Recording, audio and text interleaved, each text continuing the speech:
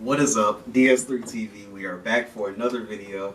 This one is by Tier. It's from Tier Zoo. You know we love this channel. On this channel, and we're gonna watch the lizard tier list, which should be pretty fun to watch.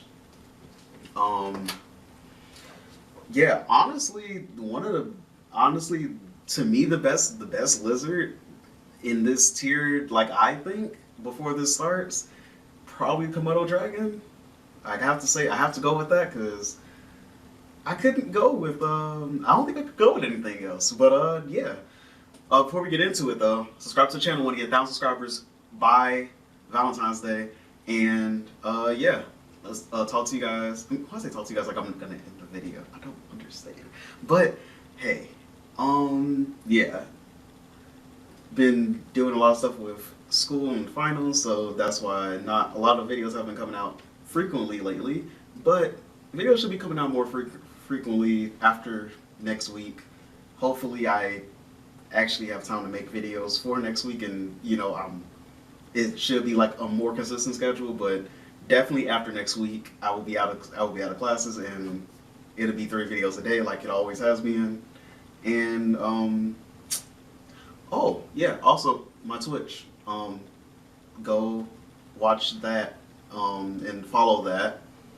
I stream on there Tuesdays, Thursdays, and Fridays. Sometimes I stream on Saturdays, and I actually been streaming a lot more since it's easy to stream than actually edit a video lately. And so sometimes I stream on the weekends too. So you might see me on stream tomorrow. Who knows? But that's just a little plug for that. You will see it at the end of the video on the end screen or whatever. But yeah. All right, let's get into the video and play.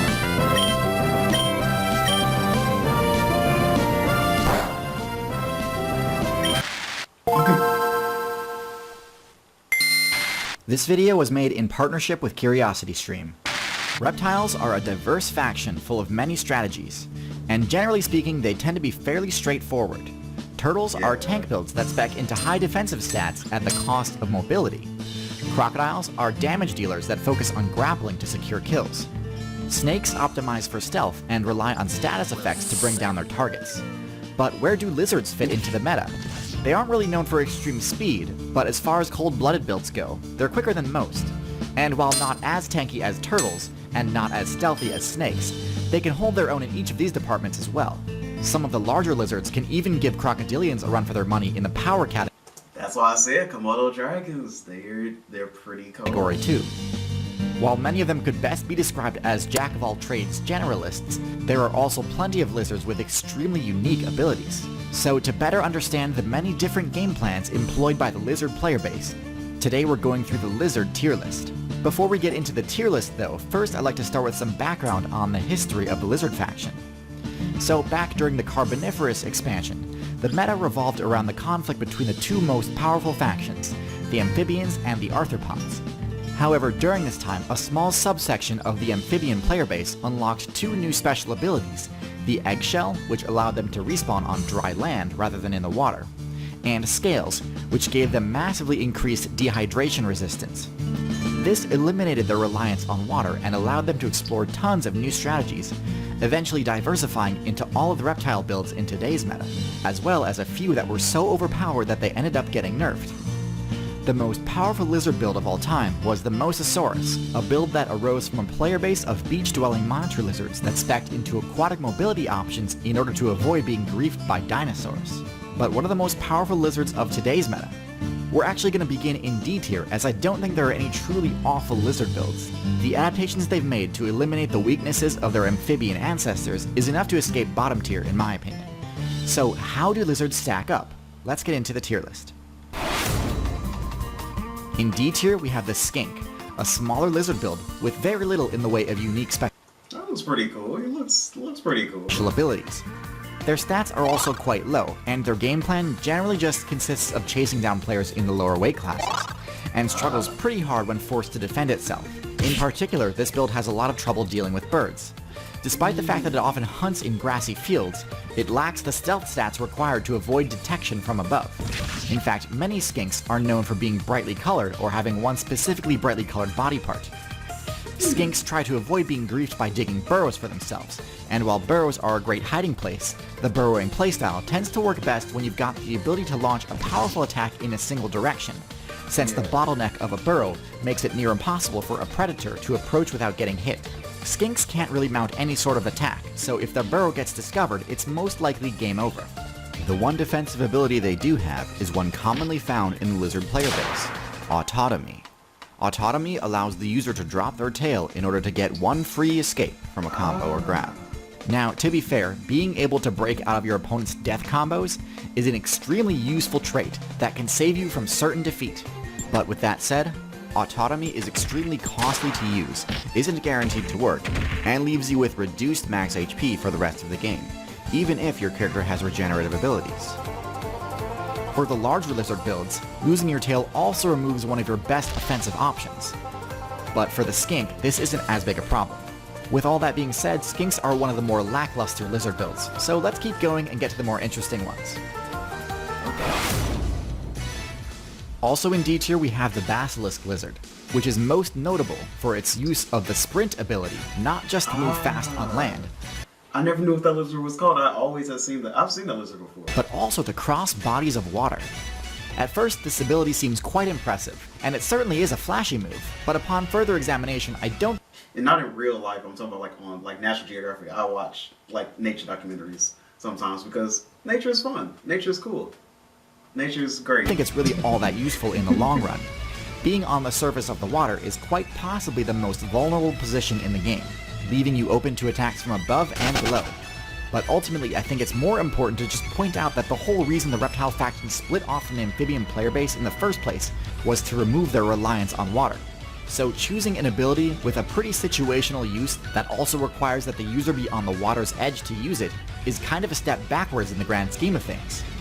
The Basilisk doesn't even have bad stats. It couldn't use the water dash move without above average mobility. But still, I think its choice of moveset is pretty self-limiting, and they'd be better off speccing into other signature moves. In C tier, we have two lizard builds who invested heavily into the climbing ability. The Gecko build operates in a similar manner to the tree frog, with cling pads enabling it to climb any surface with ease. As far as mobility perks though, this is probably one of the best in the game. It works great as an escape option, but is also fantastic for utility and even for offense, allowing the user to approach targets that are normally harder to reach. Being able to hang on tight is also super important for arboreal combat, as fall damage is a major threat. With such a strong clinging ability, geckos can often be the ones tossing other players into the void below. Geckos do have a fair number of weaknesses though. They opt to use their tails to store energy, which can be a useful ability, but unfortunately in doing so, they take away the option to use their tails to attack. Geckos also do not have scales, instead opting for skin that gives disease resistance bonuses, so their armor class is lower than that of most lizards, and actually more akin to amphibians. Because of this, they're quite vulnerable to piercing damage, such as bird talons and snake fangs, and with relatively low damage output, their only real hope against such attacks is stealth, which some do definitely excel at. All in all, solid mid-tier. The Anole is a Honestly, I didn't even see it at first. small, agile lizard build with a surprising number of special abilities, most notable of which are their adhesive toe pads and their color-changing skin. Most builds that run the cling pad ability tend to be more bulky and cumbersome. Anoles emphatically break this mold, being both excellent climbers and having a climbing speed that rivals that of the squirrel. Because of this, they're great at escaping attacks by jumping between trees and scrambling up branches. But where things really get interesting is with the color change perk. Now, the ability to change colors is one of the most downright broken stealth perks in the game, and one of the main reasons I consider cephalopods top tier. Anoles have probably the most basic version of the color change perk, allowing them to shift between green and brown at will. While nowhere near as versatile as some other color changing builds, green and brown are pretty much all you'd need the vast majority of the time. This change is very gradual though, so it's unlikely to allow you to escape mid-combat. Which is unfortunate because, similar to the Gecko, the Anole suffers from a lack of combat options when caught out in the open. Last in C tier we have the Gila Monster. The Gila Monster is one of the tankier lizard builds, and possesses one of the highest damage outputs in the game for its size. It owes this high I would definitely say that, yeah, the Gila Monster is A tier. damage not to its actual power stat, but to its venomous bite, a rare ability among lizards. At the very least, B tier. This makes them extremely dangerous in close combat, and combined with their excellent defensive stats and digging ability, this allows them to easily vanquish all of the players in any nest it discovers. The Gila Monster is extremely slow moving though, which can cause issues if it's ever forced to flee, or if it needs to chase down a target. The lack of a long whip-like tail also means its defensive combat options aren't near as diverse as other larger lizards. Still, with one of the most devastating bites in the game, it's certainly no low tier. In B tier, we've got the tried and true So he put it in C tier. I feel like it's low B. I feel like it's either B tier or A tier. I don't know. Iguana, arguably the best representative of the lizard build as a whole, as it has essentially all the main weaknesses and strengths of its class. I have an entire video on the Iguana, so go check that out if you want an in-depth review, but in short, the Iguana sports mid-range stats across the board, and is the first lizard on the tier list to make use of its tail for something other than a sacrificial scapegoat. The Iguana's tail whip attack allows it to control a solid defensive zone around itself in all directions, enabling it to defend itself from group attacks. Tail whip's damage is on the low side though, so a persistent attacker could potentially just eat the damage in order to break through and land its own attacks. The Iguana also has access to the autonomy ability, but this is especially costly in the Iguana's case, as it'd also be giving up its best combat move in the process. Overall, a solid mid-tier with lots of potential, especially in the marine servers. The Chameleon build sports several of the most unique abilities in the game. So most lizards, they have really good stuff. I didn't even think about that. Especially the insectivorous ones, have a pretty simple game plan for taking down enemies. Chase them down and grab them. This strategy has a lot of limitations though. First of all, it means you've got pretty much no options to attack a player who is too large to grab. It also forces you to optimize heavily towards mobility, forcing you to neglect other potential strategies in order to have a chance at catching up to your target. The Chameleon subverts this limitation by speccing into one of the strangest abilities in the game, a tether tongue attack. This essentially functions as a ranged grab, and is extremely effective at scoring the Chameleon kills. This also allows the Chameleon the freedom to prioritize other stats over mobility, and in the Chameleon's case, they're clearly optimized for stealth, as evidenced by their other special ability, Color Change. Now, while chameleons can change color in order to buff their camouflage, most use it for communication and intimidation, shifting to brighter colors to display dominance. While they don't... I didn't even know that's what that was for. I thought it was just like, for stealth. But I never knew that it was to assert dominance. I never knew that. Have the same cling pads that geckos and anoles do. Their prehensile tail gives them extra security to ensure that they don't get easily ripped out of trees, and allows them to attack from riskier positions. With all this said though, they still struggle when caught out in the open because of their low mobility. Oh, no. And they also share the same offensive weakness of not being able to take down players that they can't gulp down in a single bite. The Tegus is a The Chameleon tried though, didn't he? lizard build that has long been overlooked, but has recently become a serious contender on the tier list. Its recent invasion into the North American server has destabilized the local meta, and when you look at their stats, it's easy to see why. Tegus are similar in both strategy and stats to the Iguana, but slightly slower and more defense-oriented. Their thicker hide and stockier build allows them to shake off attacks that would send other characters reeling. They've also got a higher intelligence stat than most lizards, which in addition to making them surprisingly decent support builds, also makes them great at outsmarting builds like alligators in order to attack their nests. Tegus are also omnivores, meaning they aren't forced to participate in PvP in order to level up. They did spec into the autonomy ability though, which I unfortunately think keeps them out of top tier. Before I reveal the top tier lizards, I just want to say real quick, if you've made it this far and are enjoying the video, it would sure make my day if you subscribed. Thanks.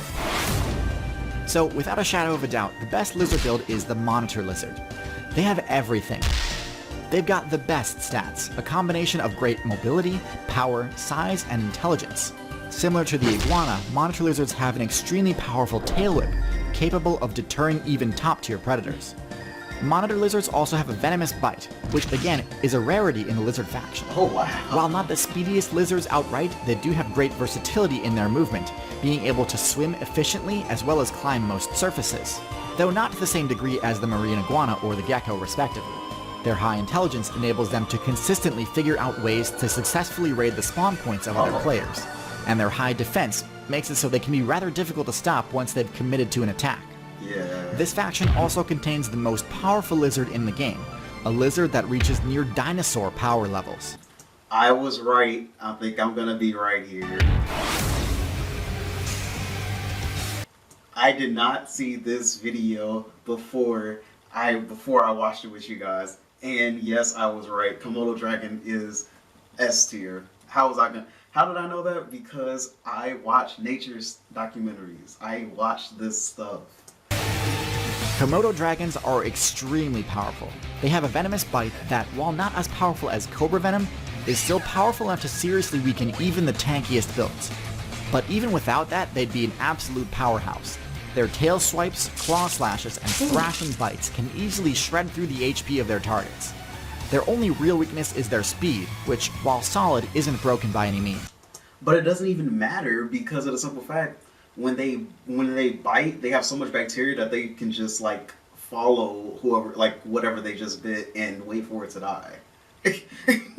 So they don't even have to worry about like how the other geckos actually, like how the other lizards have to worry about like if they can actually catch their prey. Komodo dragons don't even have to worry about that because they have so much, like their bacteria is just so toxic, which is so crazy. Still, with their incredible sense of smell, a player can never really truly escape a Komodo that's hunting them. The distance that you need to flee in order to make the Komodo unable to track you down would require you to leave the island server entirely. Last but certainly not least, Komodos, as well as the entire Monitor Lizard player base, understand that their tails are an invaluable weapon that shouldn't be sacrificed in order to escape a battle. So there you have it, the Lizard tier list. Hopefully now you've got a good understanding of the Lizard's strategies and matchups. Admittedly, there were a few things I had to cut from the script of this video to avoid demonetization or age restriction. If you want to see the director's cut of this episode, you can check it out on Nebula, a streaming service made by and for creators. I do this with all. But yeah, so that was the end of the video, and also, yeah, talking more about my Twitch channel. Yeah, I edit videos on there. I'm going to start doing that. Editing my movie reviews that I do on my main channel. And, you know, I'll be have editing streams and stuff like that. And also play video games on there. So it's pretty fun. Come check it out. And, yeah, it'll be in the description down below. And, you know, at the end, on the end card, and it'll be in the description. So you can click the link too for my Twitch. But yeah, so talk to you guys in the next video. Yeah, probably just gonna put out the other video I was other video I did not put out the other day. So yeah, Battle of Greece. That video is probably gonna come out first, so you guys are already gonna know about it. But yeah, so yeah, just know that that's gonna be out if it's not already out. And yeah, talk to you guys in the next video, and peace.